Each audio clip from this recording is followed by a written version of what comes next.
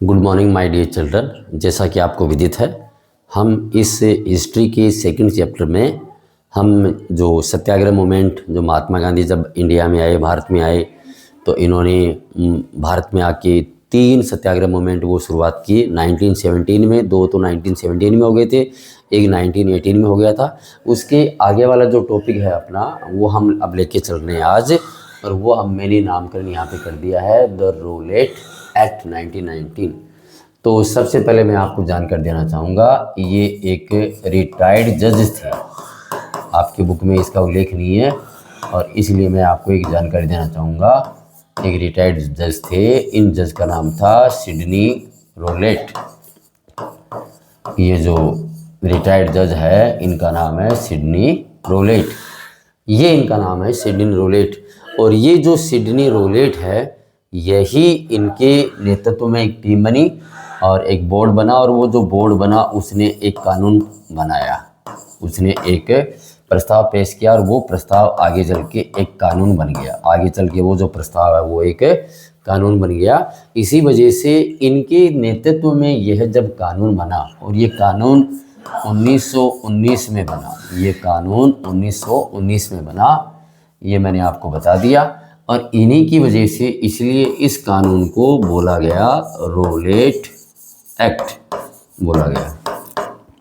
इस कानून के तहत क्या था, ये आपकी बुक में दे रखा है, और मैं थोड़ा सा आपको ये हेडलाइन कर दूं, फिर मैं आपको नोट करना चाहूँगा यहाँ पे। तो यहाँ पर ये दे रखा है, it gave the government enormous powers to repress political activities. इस कानून के तहत सरकार के हाथों में वो राजनीतिक ताकत आ गई, जिसके माध्यम से वो इन जो राजनीतिक जो गतिविधियां हैं उनको दबा सकते हैं। रिप्रेस, आपकी बुक में लिखा हुआ रिप्रेस, वो दबा सकते हैं। इनॉर्मस पावर आ गई, बहुत ज़्यादा पावर इनके हाथ में आ गई। And allowed detention of political prisoners without trial for 2 years। ये 2 चीज़ें रखी, और इस कानून ने इनको अलाउ कर दिया। डिटेंशन हो गया धरपकड़, डिटेंशन का वर्ड हो गया धरपकड़। राजनीतिक जो प्रिजनर्स है उनको वो जेल, राजनीतिक जो कार्यकर्ता है इनको ये जेल में डाल सकते हैं, और बिना ट्रायल किए। ट्रायल क्या होता है बच्चों, मैं आपको बताऊंगा। बिना ट्रायल किए फॉर 2 years। तो पहले हम इसको नोट कर लें, लिख लें। According to this law, according to this law, इस कानून से क्या हुआ, द ब्रिटिश गवर्नमेंट, या उसको अपन लिख दें द कॉलोनियल गवर्नमेंट, जो कॉलोनियल गवर्नमेंट है जो कि आपके समक्ष है, उस वक्त वही शासन उनका ही था। The colonial government allowed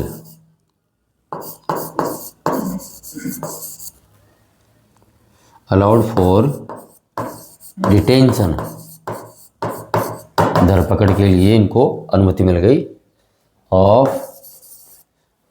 political prisoners, political prisoners, इनको गिरफ्तार कर सकती है विदाउट ट्रायल, बिना कोर्ट में पेश किए, विदाउट ट्रायल, बिना कोर्ट में पेश किए, without trial, for 2 years, for 2 years। अब ये बच्चों ट्रायल क्या है, ये अब आपके समक्ष हम बताएंगे ये ट्रायल क्या है। हम इसको रिपीट कर देते हैं पूरा आपके सामने। द रोलेट एक्ट 1919 की बात चल रही है। ये बहुत बड़ा हो हल्ला हुआ था हमारे भारत में, जब हमारे भारत में वॉइस रॉय की टीम ने इस कानून को प्रस्ताव करने के लिए एक कानून कैसे क्या काम करे, तो ये कि रिटायर्ड जज है जिनका नाम है सिडनी रोलेट। आपकी बुक में इनका पूरा नाम नहीं दिया हुआ, मैंने आपको बता दिया है।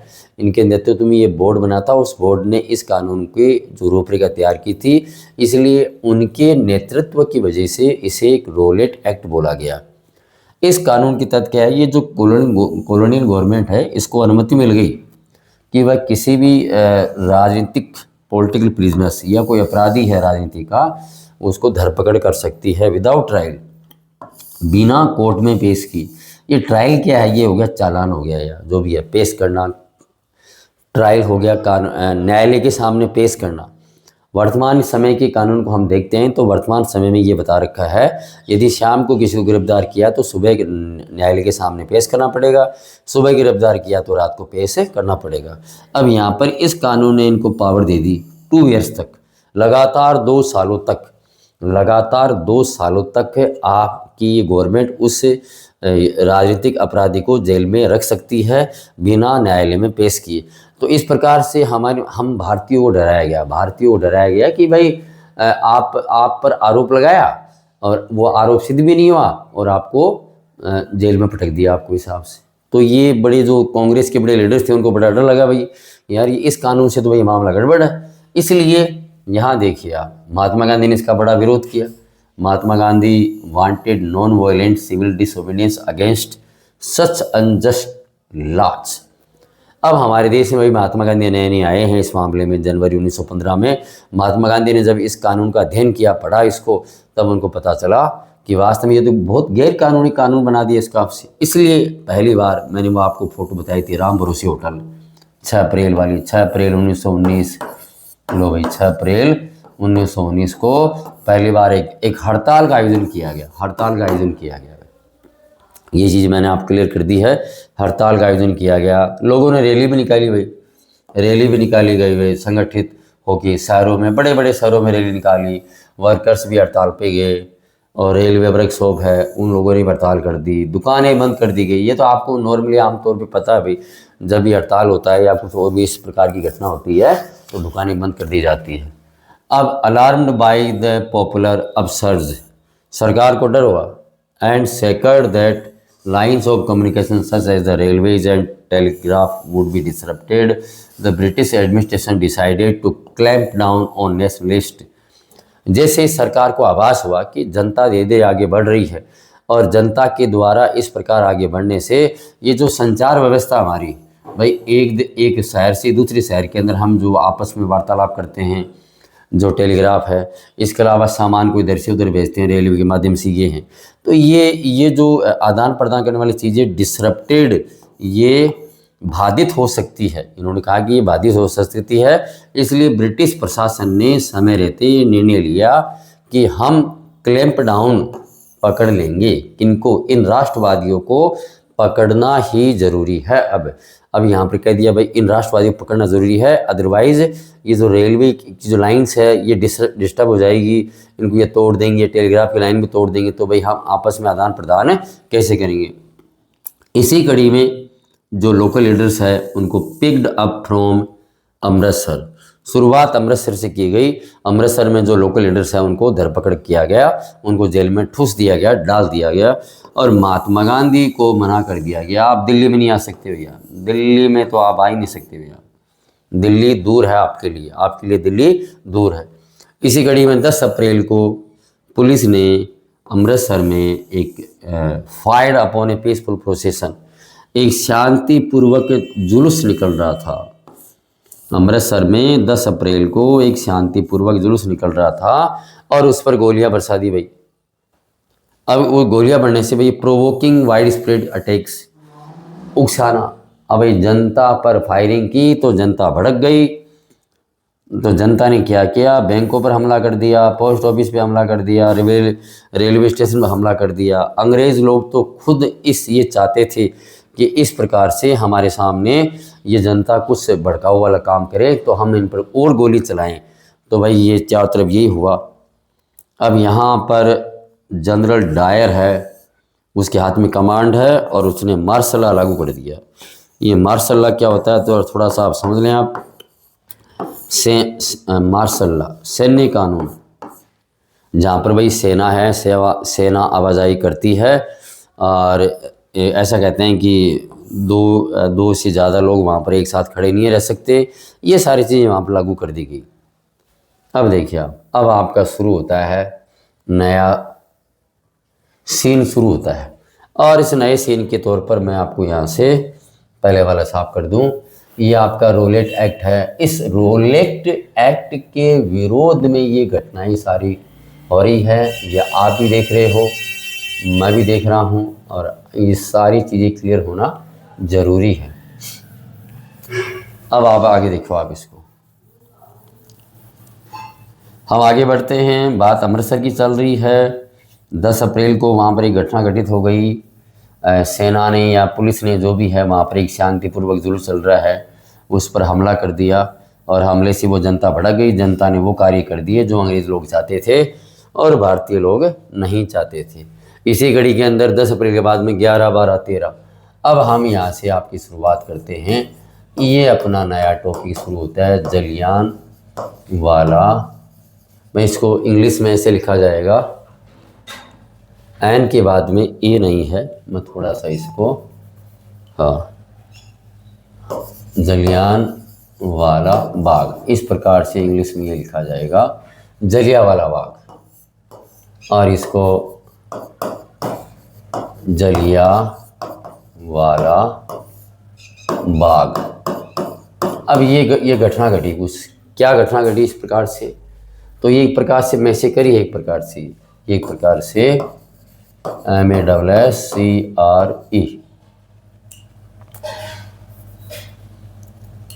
एक प्रकार से ये मैसेकर ही है। और मैसेकर हो गया नरसंहार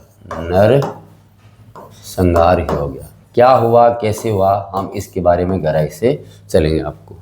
तो यहाँ भी मैं थोड़ा सा आपको कर दूँ। 13 अप्रैल की बात है, फेमस जलियांवाला बाग में घटना घटित हो गई। क्या हुआ, घटना घटित हो गई, थोड़ा सा मैं आपको क्लियर कर दूँ इस मामले में कि वहाँ पर काल बैसाखी का एक मेला भी बढ़ता है। हर साल वहाँ पर मेला बढ़ता था काल बैसाखी का, और उसके तौर पर गांव से लोग वहाँ पर आए हुए थे। Crowd gathered in the enclose ground of Jallianwala Bagh, वहाँ पर गांव की भीड़ आई हुई थी। गांव के लोग अपना सामान बेचने के लिए भी उस जलियांवाला बाग में एक हाट बाज़ार मेला लगा के सामान बेचने के लिए भी आए हुए थे। उनसे बस एक ही गलती हुई, उनको ये पता नहीं था कि यहाँ शहर में मार्शल लॉ लगा हुआ है। Some came to protest against the government new repressive measures. अब यहाँ पर एक बात हो रही है, यहाँ पर कुछ क्रांतिकारी लोग भी थे, वो लोग भी यहाँ पर अपनी एक मीटिंग का आयोजन करने के लिए आए हुए थे। उनको ये लगा कि हम संख्या में कम हैं और इस भीड़ भाड़ में हमारी मीटिंग का सरकार को पता नहीं चलेगा।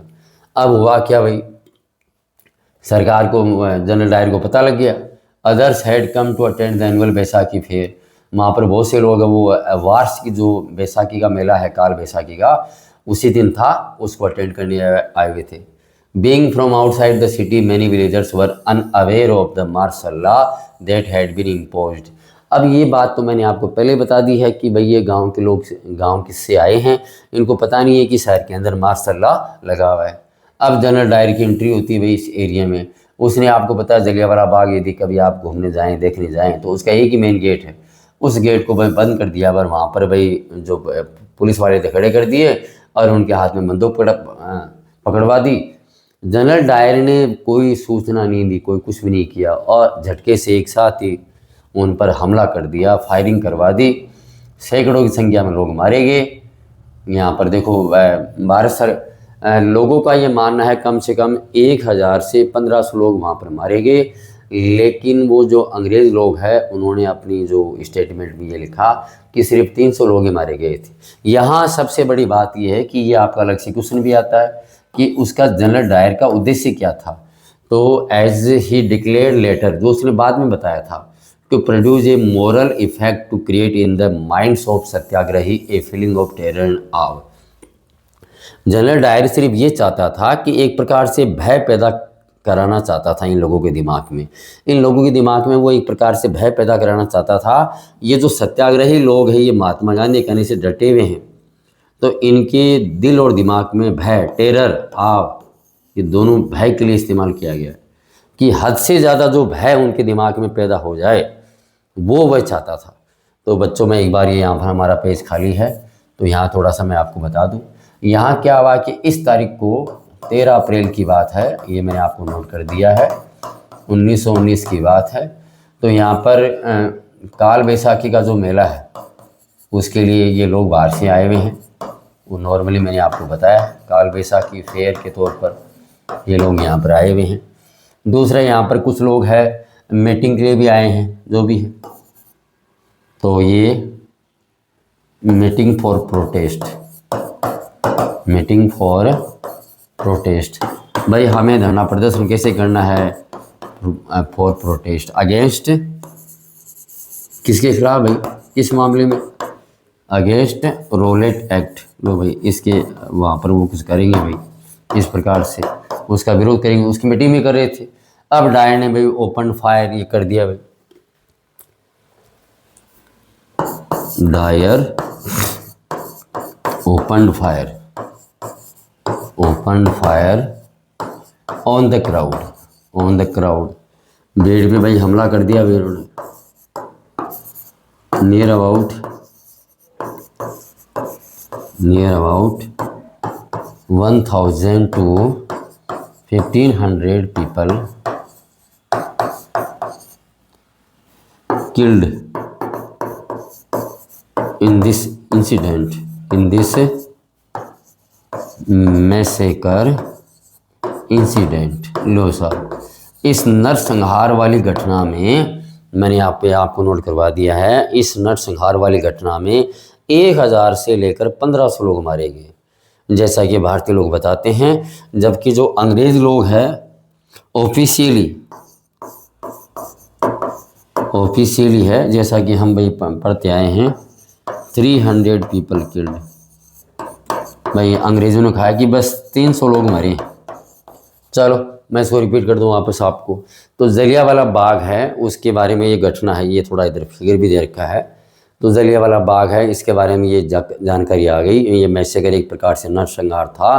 13 अप्रैल 1919 की बात थी। काल बैसाखी का फेर था, गांव से लोग आए हुए थे और कुछ लोग यहाँ पर मीटिंग भी करने आए हुए थे रोलेट एक्ट के खिलाफ धरना प्रदर्शन करने के लिए।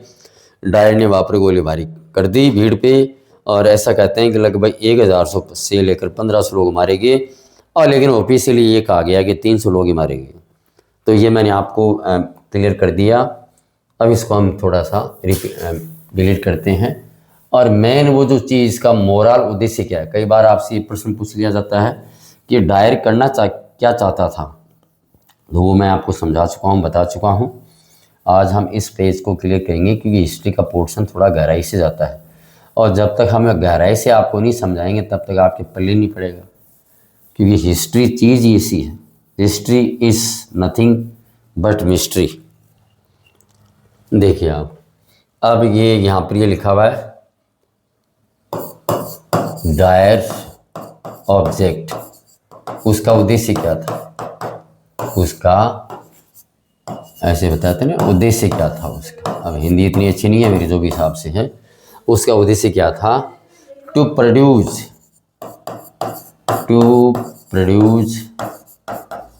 ए moral effect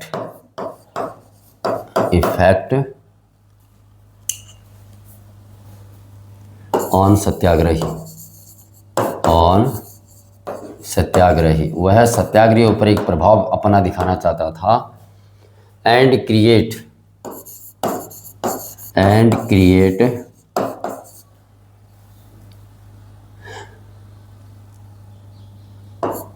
in the minds of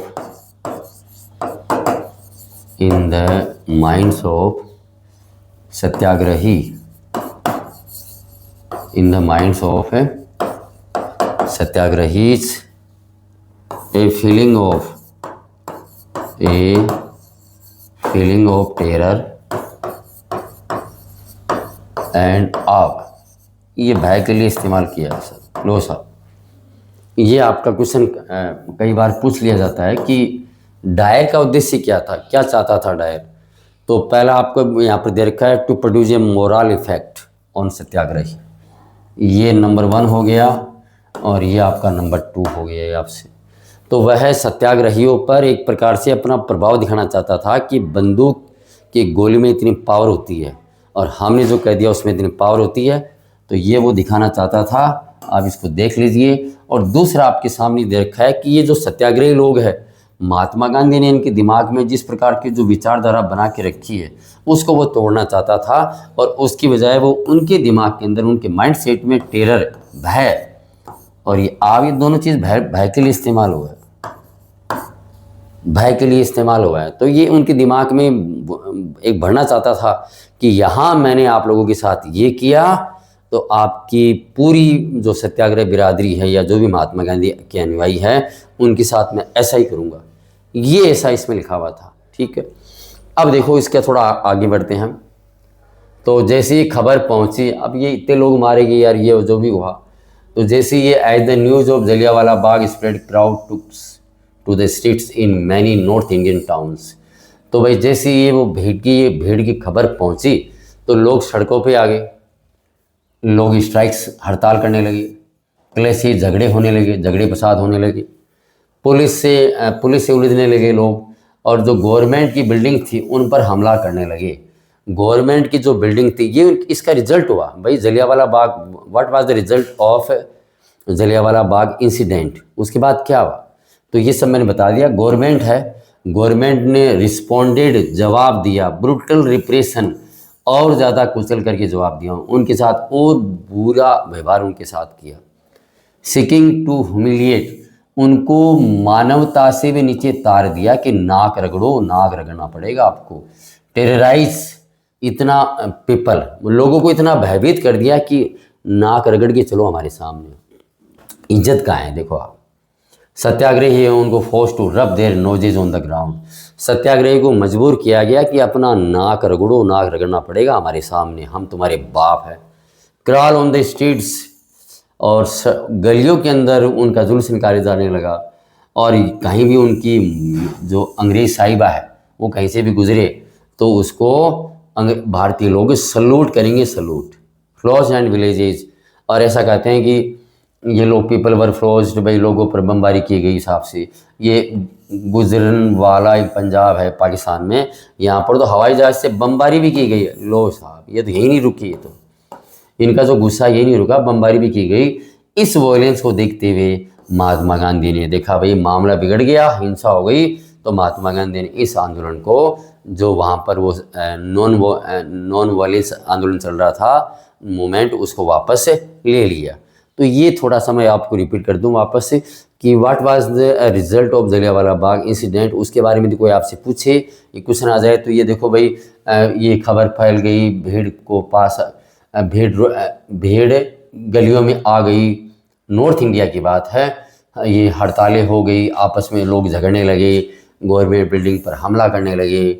government को लगा कि अब मामला आउट ऑफ कंट्रोल है, तो उस पर बड़ा ही निंदनीय वो दमनात्मक नीति अपनाई गई, मानवता तार तार हो गई, उनको भयभीत किया गया लोगों को। सत्याग्रही को नाक रगड़ने के लिए बोला गया कि ज़मीन पे नाक रगड़ो, और गलियों में अफरा तफरी पहुँच गई भाई, ये होने लगी लोगों में। और जितने भी जो अंग्रेज मेम साहिबा है वो भी कहीं से गुजरे तो सारे जो भारतीय लोग उनको सलाम करेंगे, सल्यूट करेंगे उनको। और बहुत से गाँव पर तो बमबारी की गई पंजाब वाले हिस्से में।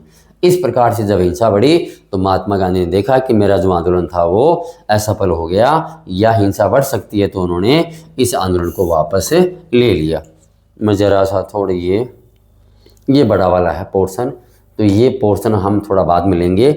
और मैंने आपको पूरा एक प्रकार से इस वीडियो के अंदर आपको 2-3 टॉपिक है, पॉइंट आपको समझाने के प्रयास किए हैं। मुझे उम्मीद है कि आप इसी प्रकार से लाइन वाइज, वर्ड्स वाइज आपको हर चीज़ आपके पास तक पहुंच रही है। और 10th क्लास में 100/100 100/100 लाने के लिए आपको इतनी गहराई से पढ़ना पड़ेगा। आप अपने हाथों से नोट्स बनाइए, बार बार लिखेंगे तो दिमाग में छपेगा, अदरवाइज दिमाग में नहीं छपेगा। तो आप कभी नहीं माने कि भाई यार के जो है सर इनको भाई चारों किताबें मुँह ज़ुबानी याद है। याद होना, वो याद मेरी क्यों है मैं खुद बताता हूँ आपको। मैं लिखने में, मेहनत करने में विश्वास करता हूँ। आप हाथ से लिखिए। यहाँ पर भी आप देखिए, ये जो आपकी बुक का पेज चल रहा है और साथ में आपके यहाँ पर ये जो हाफ पेज है यहाँ पर, ये इसको वाइट बोर्ड बना रखा है, तो आपके सामने ये नोट भी कर रहा हूँ। जब तक आप नोट नहीं करेंगे आपके नोट्स नहीं बनेंगे। Thank you, have a nice day, जय श्री राम।